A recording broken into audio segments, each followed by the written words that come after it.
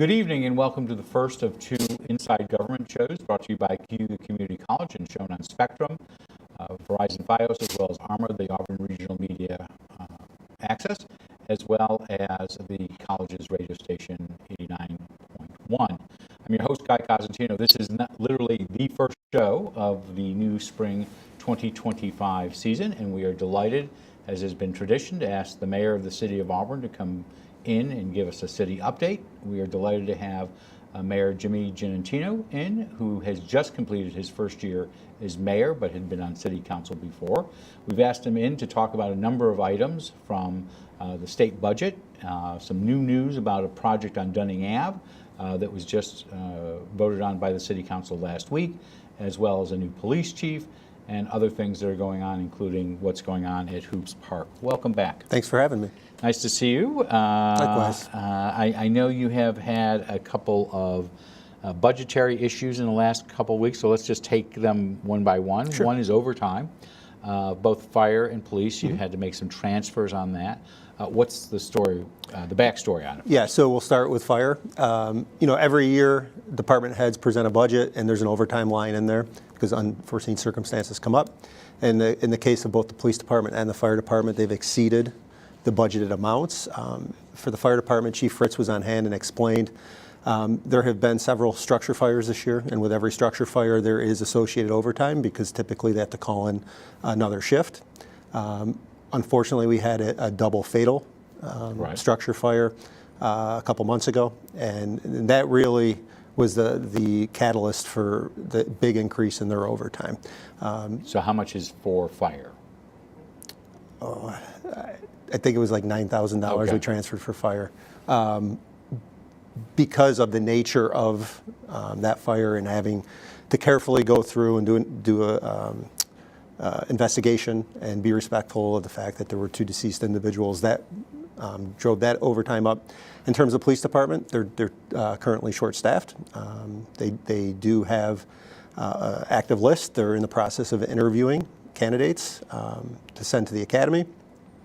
So what we do there is we budget those spots because contractually they're there, and we typically move it from the salary line to the overtime line. So are these overtime costs that you would expect that will, I don't want to say they're one time, but they're for now and they will be contained in the 24-25 budget, or do you see them going into 25-26 because you'll have to make other adjustments? Yeah, I mean, it's always our hope to contain it. In terms of police, it'll depend on whether or not we can increase staffing, depending on background checks and lie detector tests and individuals making it through the academy. There's a lot of factors there. So let's talk about police before we get to the chief in a moment. So in the case of the police department, you've been short for 8 years, 9 years? Probably the entire time I've been involved in local government, there have been vacancies. Okay. Again, they're budgeted. Those spots are budgeted. They're there. It's not that we don't want to fill them. It's that just like every other municipality, every other department in the country, we're having difficulty finding people to first take the test, and then once they take the test, make it through the very rigorous process that exists in order to get hired and sent to the academy. I think it was Chief Butler was here a couple of years ago, and he said, you start out with a list of 75, and by the time you get to a reachable list, you may be down to 7. And that's if people want the job, yep. Because they're either the physical rigors, you mentioned there's other background checks and other things. Sure. Those lists. So how large a list do you think you have, or are you aware of how large a list you have to choose from now? I think they were down to about a dozen possible candidates. And you have how many vacancies? Because you had a chief promoted, and so that created a vacancy there. And then we had some injuries too, where people were out. So I think there's 8 vacancies right now. So you'll be lucky to fill all 8 of those.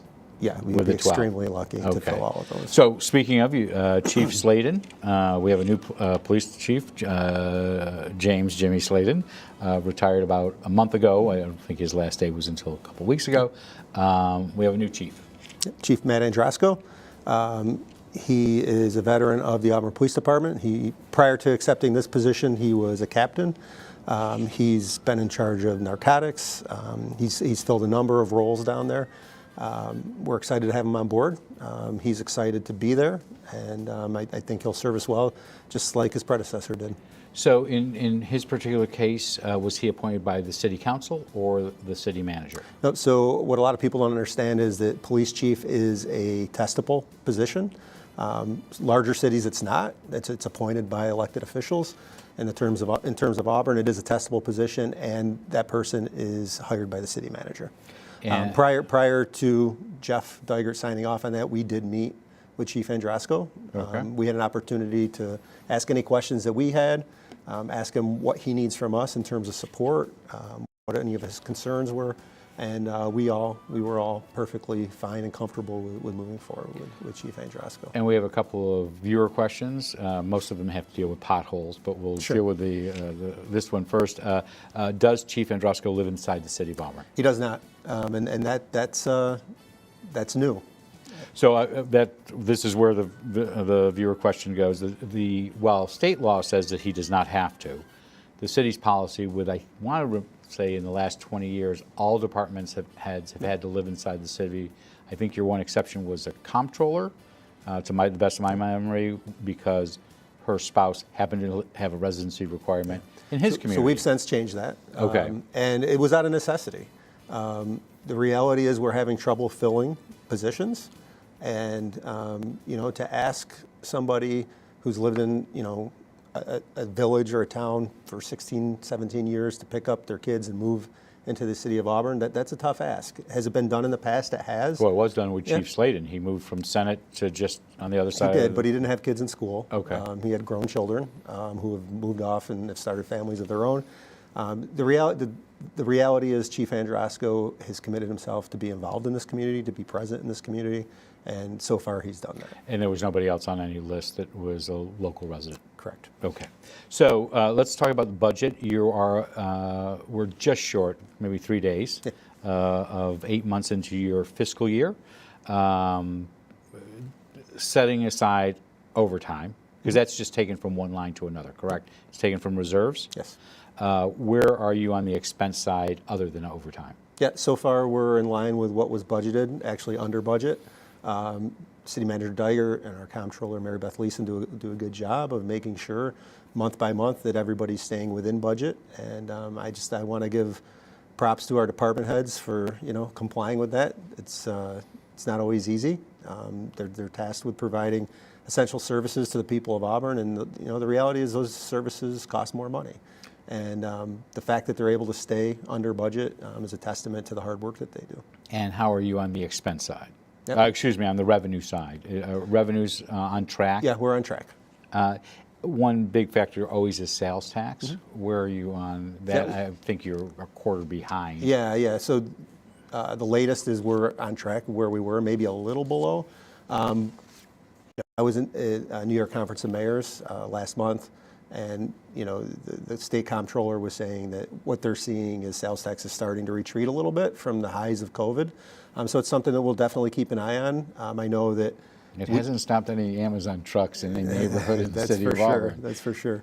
But that's something that we always budget conservatively as a revenue. We don't overshoot on that because we don't want to be let down by it. So you mentioned NICOM and the New York Conference of Mayors. I think after that, the governor released her budget. Yes. So how did Auburn make out at all, if at all, in her budget? Yeah, so I'll talk about the positives first. Aid and incentive municipalities, it's the only unrestricted money that a municipality gets from the state of New York. It used to be called revenue sharing. It's basically our money that goes to New York State coming back to municipalities to help with things like public safety. Last year, there was what they call the temporary bump in AIM funding, which hadn't been increased in, I think it was 15 or 16 years after being decreased. The good news is that temporary line has been kept in there. So that's good news. The bad news is there's no additional increases once again. And it's just, I've been on this show multiple times. I've written letters to the editor. We talk about it in council. It's not sustainable. The cost of everything continues to go up. The budget in the state of New York continues to increase year after year by billions and billions of dollars. I think this budget was over $50 billion more than it was last year.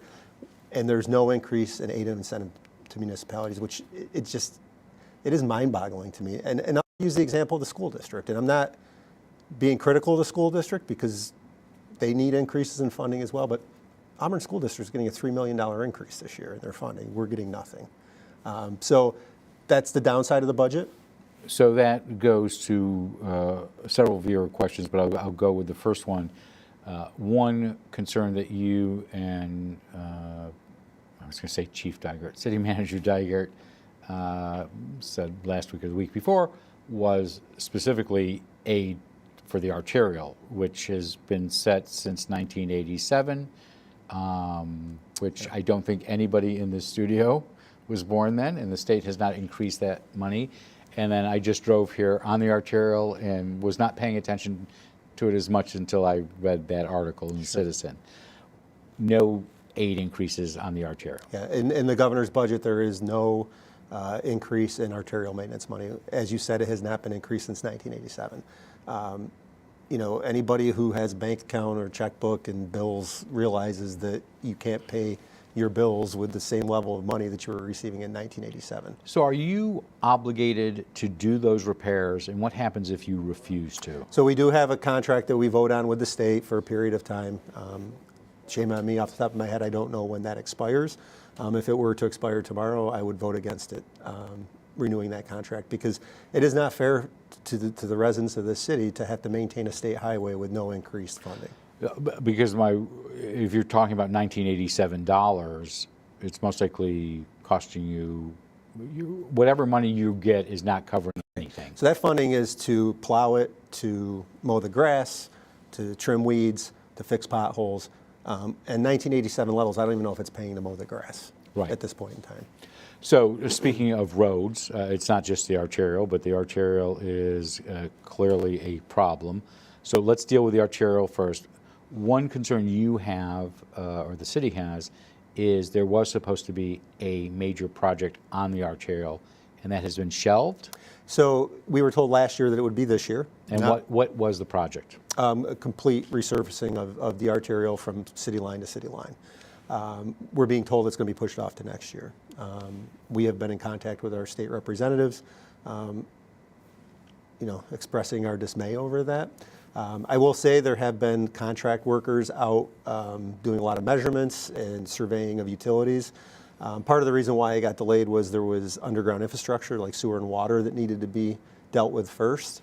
But if it is in fact going to be pushed out to next year, I think the next ask to DOT is for them to come in and, the big areas where it's starting to fail, at least coming in and do temporary patches, because we don't have specifically the south lane of just the arterial over by the old Elko, Bombardier, the big blue building. Sure. Is. And we share the same concerns on North Street. I think I was in council a year or two when John DeFrancisco was then state senator, was able to get some DOT money to do some repairs from, I believe, the arterial to Seymour Street. And that's not in the worst shape. It's from Seymour to the city line that is starting to fail. I did send a letter to the Commissioner of DOT and to Senator Rachel May, letting them know that this needs to get on the agenda to be resurfaced. Do you think because DOT is focused so much in Syracuse on 81, which only took decades to get to today, everything else suffers along? Yeah, I don't know if it's that. I don't know what the answer is. They haven't been forthright as to why it got pushed off. But we'll continue to lobby for both the arterial and for North Street, and squeaky wheel gets the grease. Well, and we'll get to squeaky wheel on some other things and just say, but talking about roads in general, so taking out North Street, taking out the arterial, though there are expenses that you would have to bear. Sure. This has been a bitter winter. We've been lucky the last couple, but things are getting torn up on. I'm not sure there's any street in Auburn that hasn't been phased by this. Do you see the city having to expand its road program for the summer of 2025? So I'm not going to issue an opinion on that right now because we haven't heard from our engineering department. They're going to be coming to us here in the next few weeks with the road program. They drive every city street. They mark them as good, fair, or failed. And the good news is in the last several years, and again, and I got to give credit to New York State for this, due to increased money, in chips and pave your potholes and touring route money. We have been able to do some of the local streets, more so than we had in previous years. So we are overall in good shape, but obviously this has been a tough winter, and it's the hardest winter we've had in a while, and it wreaks havoc on streets. You know, if there's a pothole and water gets in that and it freezes and defrosts and freezes again, it causes issues. And we'll have the crew out there here in the next couple weeks to start patching. And once engineering gives us their presentation, then we'll determine, you know, the scope of the road program at that point in time. I get it. I'm driving the streets too, but you know, we're still in February, so it's tough to make repairs this time of year. Darn groundhog. Yeah, So so just one follow up on just the road program itself. State aid, when you're getting your increase, are you getting an increase in it, or is it just staying flat? Staying flat with the same temporary bump from last year. So how much is that? The temporary bump was $578,000. So that does maybe what, a mile and a half of blacktop? We wouldn't use that on roads though. No, I know, but what I'm saying is that's when you're looking at $500,000. Oh, it's not a lot of money. Blacktop, that doesn't go very far. Yeah, it's not a lot of money. Okay. But you know, again, there has been increases in road money. Take the state highways out of it. That's how we did State Street last year, and State Street came out amazing. From the arterial all the way to the city line, State Street has been, you know, redone. So you've had two new businesses been announced or opened downtown. You've had Wildflowers, which is I think it's the first cannabis dispensary in the city of Auburn. You have Flintstones, which is going up on East Hill in the old movie video store. Are these good for Auburn? I think they're good for Auburn in the sense that it is it's legal cannabis. It is controlled. It's taxed. These people go through a very rigorous process. Just like if you're opening a bar or a restaurant, you have to go through State Liquor Authority. You're going through the Office of Cannabis Management. I had very serious concerns about the illicit smoke shops that popped up throughout not only Auburn, but Cuyahoga County and the state as a whole. As you know, we were very vocal. Office of Cannabis Management heard us. They came in with state police and shut down all of them that were selling illegal marijuana. So, you know, the reality of it is cannabis is legal in New York State. If it's going to be sold and people are going to participate in that, I want it to be legal, safe, and regulated. And we do receive taxes on it. Yeah, so you're going to get some revenue. Do you have an estimate of how much you will get? It's 3%. I think there's a 13% excise tax on it. We get 3%, and we get 4%, but we have to give a percentage to the county. And when will you start receiving that? I don't know if it's going to come at the same time as sales tax. We honestly don't know. And typically with sales tax, it just kind of shows up with no explanation. I would assume that this is going to be the same way. Are there more dispensaries planned? These are the only two that I'm aware of. Okay. Is there a limit to how many a municipality of, 27,000? When they went through the licensing process, I believe there were 2 licenses issued for the city of Auburn. Okay. Whether or not the state's going to allow any more of those, I don't know, and we have no say in that. Now, Flintstones, which is again the movie video store up on East Hill, they have a dispensary in Syracuse. Square. And I did actually. It's funny you bring that up. I ran into Mayor Ben Walsh and I asked him, what has been your experience with Flintstone and Armory Square? And he said it's been fine. They're playing by the rules. There's been no issues, no public safety issues. So easily marketable name for sure. With that, does Wildflower have the same type of track record, or is this their first? So they were brand new, and the interesting thing about the folks that own Wildflower, they were from Williamsport, Pennsylvania, husband and wife. They actually chose to move to Auburn. They brought a couple more employees with them, so that's 3 or 4 people who actually relocated here. And my understanding is that the owners are living upstairs in the Nolan block, renting a nice apartment. I've met them. They were very responsive to us. They invited the police chief, myself, city manager down to talk to them and share any concerns that we had. They said there would be an open line of communication to always feel free to reach out to them if we had any concerns. And so far, I am not aware of any calls for service to that location. So let's talk about something that hit the news in the last couple of days, an exciting project that's being proposed in the southwest quadrant of the city between Dunning Avenue in Bluefield Manor, because Bluefield Manor is still, for the most part, I think, all in the Yes. city of Auburn. What's going on? Yeah, so we were approached by a developer, Park Grove Realty. We got to know them because they were building the cancer center at the hospital. And they were impressed with what the process of development was here, how easy it was, how accessible city staff was. And they said, we do other projects in other cities. One of those is market rate housing. We'd be interested in looking at a project in Auburn. So those conversations have been ongoing. They'd looked at a couple locations. Ultimately, this one made the most sense. It's city-owned. There is a strong need for market rate housing in the city of Auburn. City manager Jeff Dygert, assistant city manager Jenny Haynes, and myself recently toured Nucor, one of the largest employers in the city of Auburn. We said, what are some of the issues you're facing? And one of the issues is housing. And they pay their employees very well. They said that the average salary of a factory worker at Nucor after the first year is $88,000 a year. In most cases, those people are moving outside the city, sometimes as far away as Camillus, because they can't find market rate housing. A lot of times people don't want to own houses. People your age and my age, it was always preached to us, home ownership, that's the way to go. Things have changed, and these would be market rate townhouses. I could get rid of my house. Yeah, right. Not having to mow your grass, not having to shovel the driveway, no maintenance. There is a demand for that. Former Mayor Carnicelli lives in Logan Lofts, and she tells me all the time, everybody that comes to visit her from outside of Auburn said if there was more housing like that, they would move here.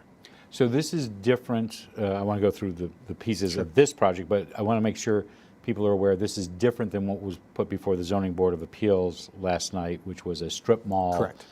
Closer to between Arlington and Dunning Avenue, the old NICEAG property back there. Mm-hmm. So it's separate from that. It is. Okay. So where will the funding come for this? Yep. So what we voted on last week is a infrastructure grant through the state of New York. We're endorsing it. The actual application has to come from the county. That's the way that the state wrote the process. Right. We've had meetings with the county. They seem to be in full support of this. They will actually vote on the resolution this coming Thursday. It's for $1 million in infrastructure money, sewer and water infrastructure. And it's such a small fraction of the $23 million project overall, which is, in my experience, pretty atypical of developers. Oftentimes they come in and they want more funding to close the gap. We constantly hear that we need more development, new development on the west end of town. We all know that the only way to keep property taxes in check is to expand the tax base. This does both of those things. Park Grove Realty has a track record of success. They just finished a similar project in Henrietta. They rent to people making a median income of $100,000 a year, young professionals. They'll have 1, 2, and 3 bedroom townhouses. So this helps expand the tax base, and it helps the west end of town. There's no way to get retail in the west end of town unless you increase traffic and people down there. So the city owns the land. Will that mean that you're selling or giving the land to them? Ideally, we'll sell it to them. Okay. We haven't gotten to that point. And that's the other thing I want to caution people about. I keep hearing a lot of criticism that we're pushing this through and under the cover of night. Nothing has happened yet. This is the first step in applying for a grant. If we get the grant and the developer wants to move forward. But there's no city money involved here. No. Okay. No. But the one thing I want to say to people is this whole project will have to have a public vetting process. It will have to go to the planning board. People will be notified. There's a lot of misconception out there and false narrative going around, which is a little concerning to me because, this is the first time we've had a legitimate developer say, hey, I want to build 70 units of market rate housing in your city. And, the reality of it is there's more opportunity to do that. The last large housing development was most likely either the Grove or what the Bartolotas did at Logan Street Lofts. Yeah. So this is much needed. So when do you think the earliest people, if everything went smoothly, which is always in question, when is the earliest you would see them putting shovels in the ground? Well, I mean, we'd have to go through the land acquisition process. We'd have to go through planning board. So I think it depends on, first of all, when the state comes back with an answer. whether or not they're going to get that Is this funding. part of dealing with the needs also of Micron? 100%. Okay. You know, we're hearing it, that Auburn has a real opportunity to be a bedroom community, meaning people will live here and work at Micron. And I know people say, oh, it's 45 minutes away, but you remember there were hundreds of people who worked at New Process Gear, right? And they drove it every day. They drove it every day. They were good paying jobs. They came here and they invested in their homes and they spent at local businesses. Have you any concerns about the federal commitment to Micron with the new administration? Yes, I think I'd be lying if I said no. You know, hopefully, common sense prevails that this project on a number of levels is it's good for Central New York, it's good for New York State, it's good for the country. Obviously, the economic development portion of it for Central New York and the state is the catalyst, but you know, You don't think it's too far down the road now to stop? You still think that federal action could hold it up? I don't know the answer to that. I mean, Guy, all you have to do is pay attention to the news every day. You know, I don't know the answer to that question. So there were these, and I know you sit on one. There were groups meeting on housing, childcare, transportation. Are they still meeting? I can say that housing is still meeting. And Assistant City up? Manager Jenny Haynes chairs that. And is there tangible plans coming? Obviously, this Dunning Ave program is somewhat analogous to that, but are there tangible results of those meetings occurring? Sure. This would be a portion of that, listening to the needs, listening to the concerns of other developers who are at the table. Also, you know, we're continuously moving towards doing hopefully a county-wide housing study. We want to know what the need is, right? If the town of Cato doesn't want housing, then they shouldn't be forced to have housing. If the city of Auburn wants X amount or can support X amount of units of housing, then that's the direction we should go. But it's a real example of how the county as a whole can work together on this. So we've got about 3 minutes. 3 real quick subjects we want to Sure. talk about. Where are we on economic? Where are you on economic development? Obviously, CETA has dissolved. There was talk last fall and in the summer of coming up with a replacement. Where's everything stand right now? Yeah, so everything is status quo. CCD, CCIDA, and ADA are all functioning as they always have. There are, I think, weekly meetings between all those groups, just making sure everybody's on the same page and making sure any needs are addressed. But there's no one stop anymore. Not at this time. Okay. You know, because that was the original reason for CETA being Yes. created as a one stop. You had all these tools, which are great tools in the community, but they're not in a toolbox. They're strewn all over the floor. Sure. And it's, you know, one of the things that we continue to talk with the county about a planned path forward.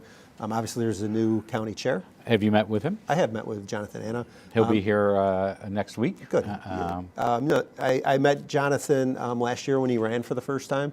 In the little bit that I know him, he's a stand-up person of integrity. So are there regular meetings scheduled? Because in the past, your predecessors used to have regular meetings. I know sometimes they fell off the radar. Are there still regular meetings, or are you scheduling them now? So we've had one. We've talked on the phone multiple times. I know that he does have a meeting scheduled with Jeff Digert coming up pretty soon. I didn't want to put too much pressure on him. I'd give him a chance to get his sea legs and to get situated. But I would like if we met once a month maybe, just to kind of sit down and make sure we're on the same page and supporting each other in any way that we can. Will the city council be pursuing another application for the hotel tax?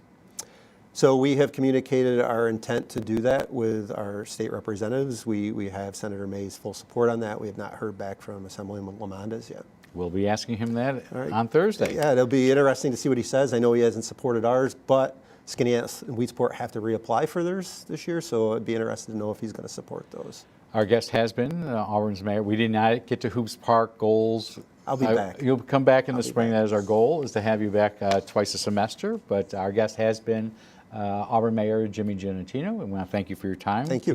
And being our first guest of the season. Yeah, my pleasure. We'll be back in just a moment with another Inside Government with Dr. Misty Slavic, the new superintendent of schools, 6 months into her term.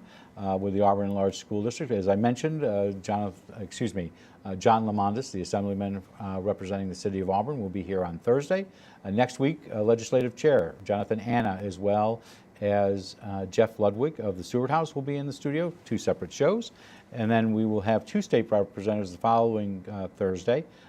Assembly Minority Leader Will Barkley will be here, as well as Senator Rachel May.